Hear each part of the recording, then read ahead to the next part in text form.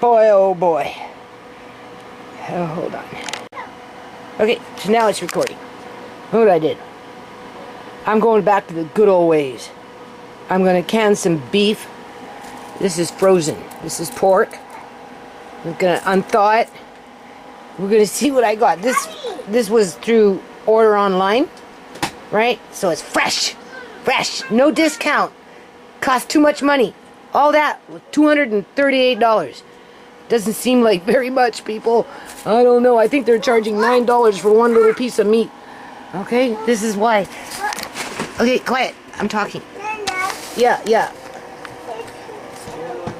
Now you go in the living room. This is why I like to buy discounted meat at 30% off. But, you know, I bought a whole bunch of these. Okay? Not so much the beef with the hash as I did the corned beef with juice. You can see. I have also corned beef in these kind of cans, which I like, because you just use the normal can opener, right? With garlic, so a whole bunch of those. And then, of course, those corned beef with the, you know, the different size, the different shape. So anyway, I still got the one can in the fridge. I've got my jars, right? But I don't know. I just kind of want to. I want to grind this up. I don't want to buy hamburger, but I want to grind it up because I want to use it for hamburger soup or something like that. Maybe. Well, it'd be beef soup because it's not really. It's not hamburger. When you buy beef like this and you grind it up yourself, it doesn't taste like quote unquote hamburger because they do something with it.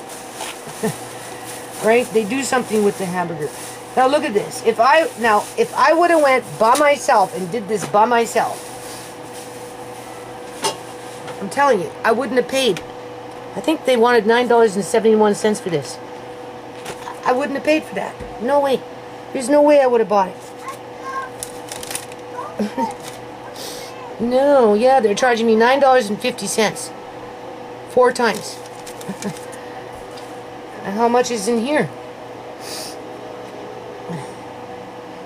I don't know how they could possibly charge me $9 and that doesn't make any sense. Because it's $7.61. How is that even possible? This one's $11.68. Be quiet. $9.51. Quiet. $9.51. Stop it! You're whining. $8.24. So there is no more. You ate them all. So for what it was worth, they just ran them in at $9.51 per piece. Well, okay. So I'm going to phone them and I'm going to ask them about that. You would think, I don't know.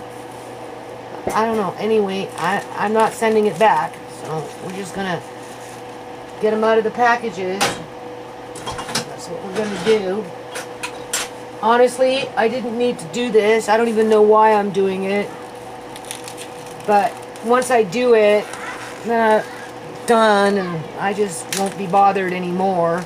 I thought I wanted to try it out. I wanted to try out ordering meat like this online. You know, fresh, right? To see what the experience is like. Right? And I'm going to grind it up. So we're going to take a boo. See what we got here for our money. $38? A can that I just showed you, I was getting them at $4.99 a can. Yeah. They were selling them at $5 a can. $5.99 for those kind of cans. For the most part. They had them on sale for $4.99. So I just stacked up with that. Stacked and packed it. Right? Because, you know, right? But since I'm doing beef, I thought, well, we'll talk about beef, right? We'll talk about corned beef in a can, and we'll talk about corned beef that I canned 10 years ago. And then, you know, I mean, this, if I put it in the right spot, right, will last 10 years in the jar, okay? If not longer. Now these were supposed to be on sale for $7.99, but you see, they had to bring in some substitutes.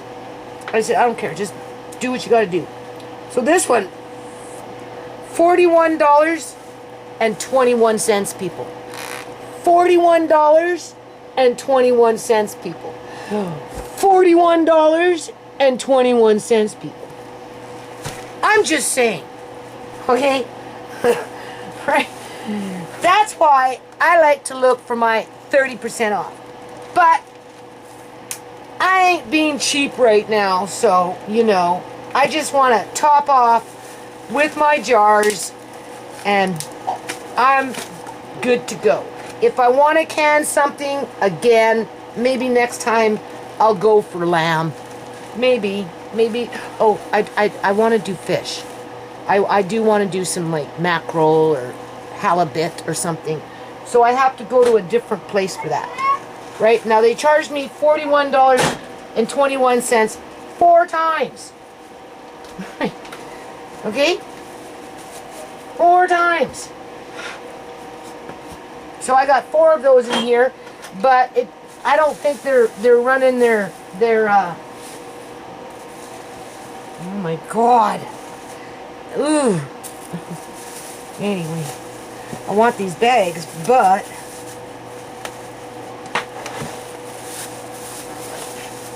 let's see.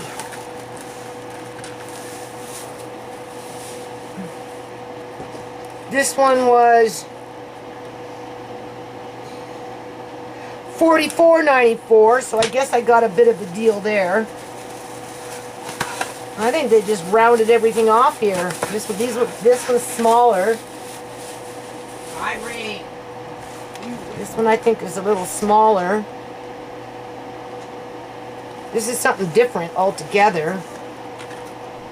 This one was $37.65. And this one was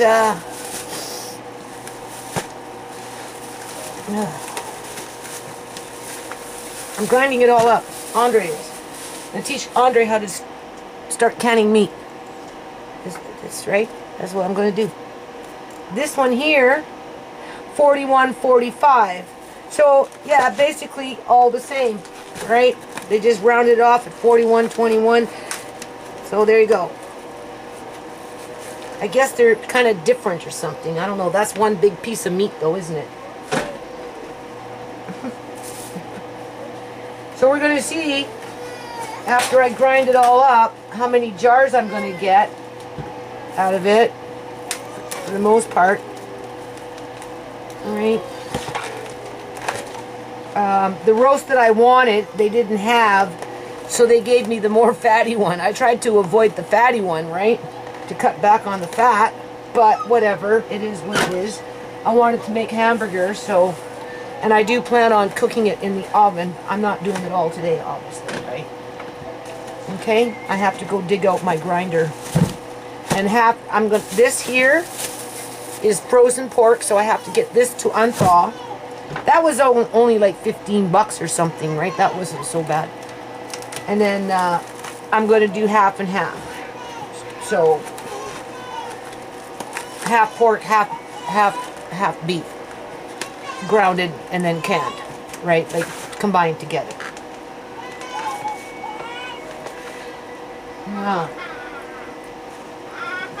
So, you know, what's easier? Obviously buying corned beef in a can at $4.99 a can on sale, right?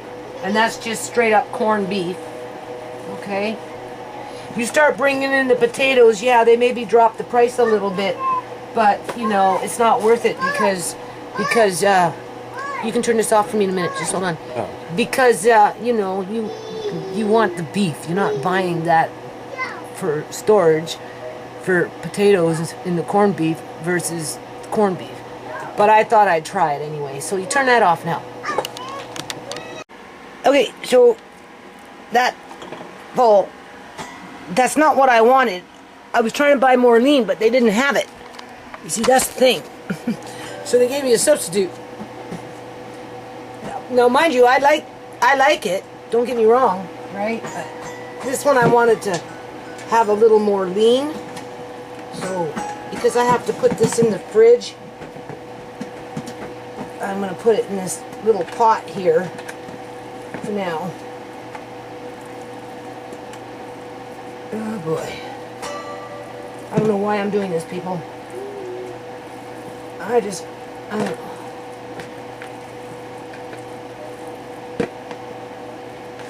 Get it off my chest and be done.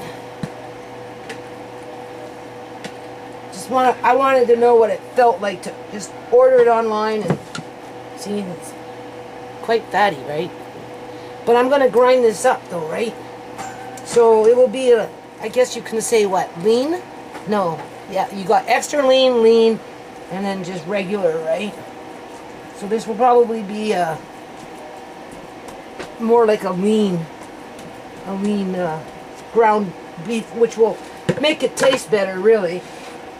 Right? Definitely make it taste better. I don't know. I just wanted to see what it felt like to just do it this way. And if I like it, right? If I want to do it again. So, I don't know. I still have a fair amount. I'll show you. And we got those underneath there, those little sticks, which was kind of pointless, but besides that point, they're much more lean. So hold on. Okay, so I gave my son a bowl full, right? A half of a roast, so $20 worth of meat, I guess you could say, right? That long one, about half of that. Is it like beef? Yeah, that's beef. Oh. So this is the fat, which I'm going to make fat lard, beef lard, tallow. A little bit of fat right here. So that will go in the oven later, and I'll render it, but not right now. And then, of course, this is frozen, so we'll have to let that unthaw for the day. Okay, people. I am so trying really hard to get motivated here. It's like 4:30 in the morning. I was looking after my little grandkids there for a day and a bit. And so they're gone now, right? And I get on with this beef. I didn't can it yesterday. It's in the fridge. You see, that's the nice thing about beef. If you don't get to it right away, you're good. Although, you know, once in a while, depending on how fresh the chicken is, it can hold up in the fridge for a few days, but definitely beef. So, I gotta get on with this beef. But I've got some cherries in the fridge that need to be done with maybe some blackberries. So I'm working between blackberries and cherries and beef. I'm trying to decide if I want to grind it up, put it in a roasting pan, because I'm going to par cook it, right? I'm not going to pack it raw. I'm going to half and half. Try and do a half and half. I have to degrease it a bit because the one that I wanted they didn't have, so they substituted it with a more fattier beef. But it's okay. I'll work around it. I'm just not motivated.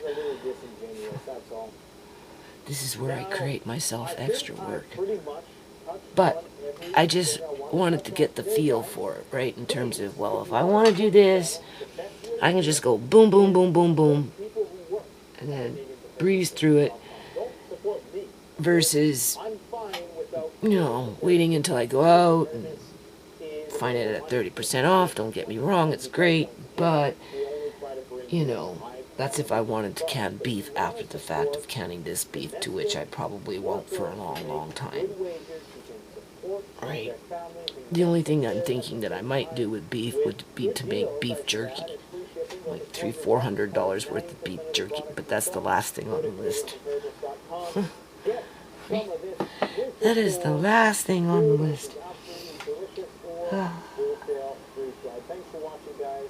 So how much I get done today, I don't know. I have to clear off the counter, but these are salsa jars. Right.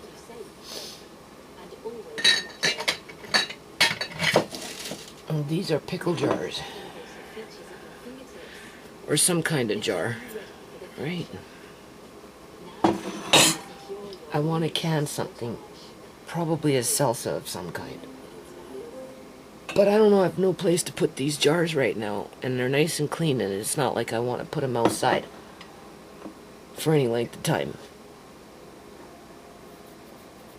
Because if I'm going to do it, I probably want to do the salsa within the next month. While the vegetables are somewhat reasonable in price, right? And get them from the farms.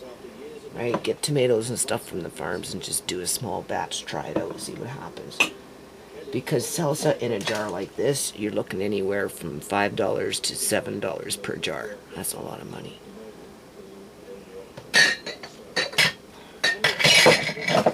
$4 maybe if it's on sale per jar, depending on the product. Yeah. So, hold on. Okay, just as a side note here. If you're like me, or you want to be like me, because times are getting tough and you can see kind of what's coming, and you want to can your own salsa in some old salsa jars, okay, I'm just saying, if you don't already know this, when you go to store your jars, do not, I highly recommend, putting the lid on as much as you'd like to keep them together so you don't lose them. And that's not even the right lid. Okay. Oh, where's the lid? This would be the lid. It's a lug lid. Okay? That's what that is. That's a lug lid. Because it had food in it, you know, and yes, you washed it good and everything, but do that, and you know how sometimes you wash a pickle jar, and you wash and you wash and you wash, and you, right, and then you can smell it even after the fact.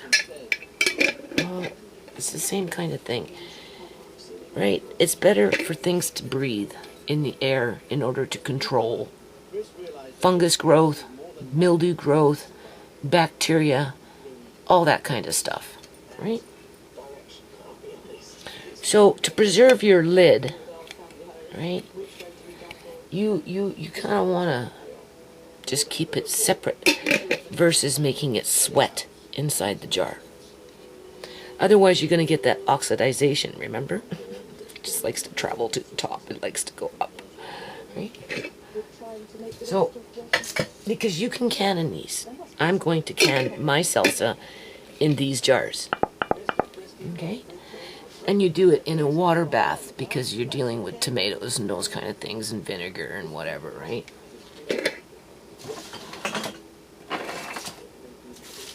I'm pretty sure.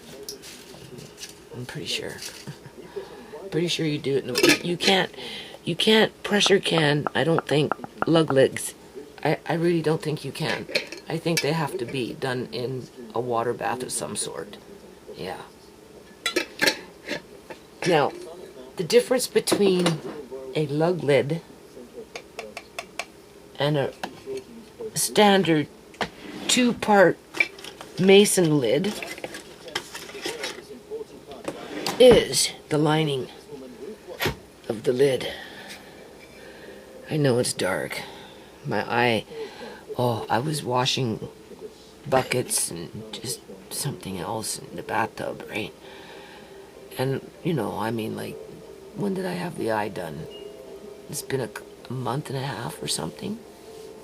Pushing on 2 months now. For the most part, it's, you know, it hasn't been painful or anything. But I don't know. I've been doing a lot of bending and, you know, because I ordered these cans and just whatever. And Now I'm in the bathtub, I'm washing, and it's just, and then some water and something else flew into my eye, and boy did it ever hurt, and it was very irritating for a good, I don't know, 5 minutes, right? But you just chug on, and yeah, it's been kind of sore. Anyway, I'm just trying to be aware that if it gets worse, I have to go to the eye doctor and make sure it's not infected, right? Okay. Anyway, a lug lid. You can see it, right? It has a lining, right, to protect the metal. But it's a specific kind of lining, though. You see, that's the thing. And do you see this up in here? Right? This is the ring that helps to seal the jar. This, and it's thicker. Definitely thicker. You can definitely tell. Like, you can't even, right? This, do you see? Huh? Right, this is your standard mason jar lid. And if rust gets on the outside, it's not going to be long before it eats through, because this is actually very, very thin compared to this. But this is the part that you want to breathe, because I wouldn't call it rubber, but, bacteria can grow in the grooves, right? So, I would recommend just taking your lids, right, making sure that they're clean, completely air dried, right, and then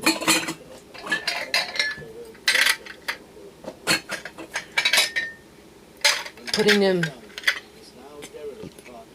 jars with lug lids, I'm telling you, are expensive, because I bought some, remember, right?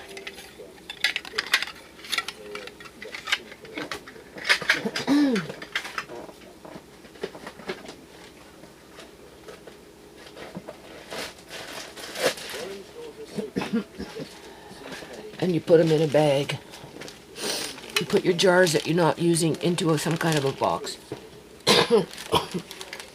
And don't forget, before you use them, you're going to end up boiling them for at least a good 10-15 minutes, right?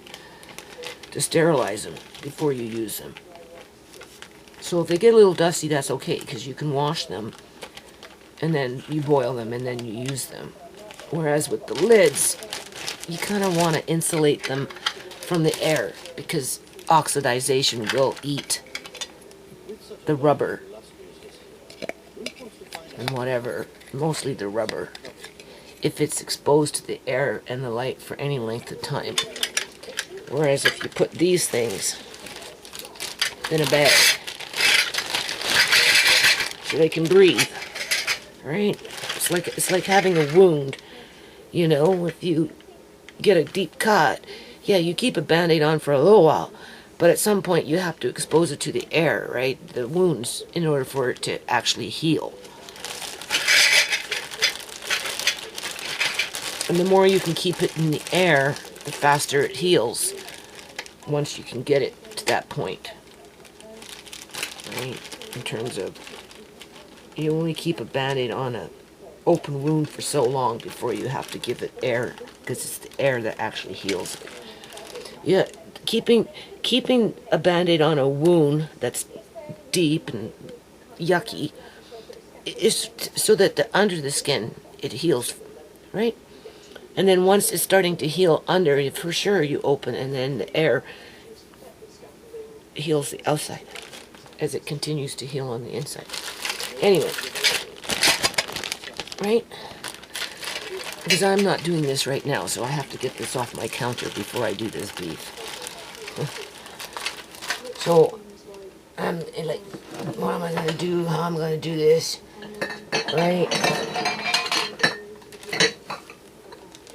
Those are beautiful jars, people. You don't even know.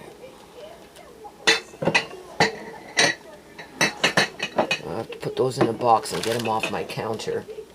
And if you're going to do this, and, I think as more the economy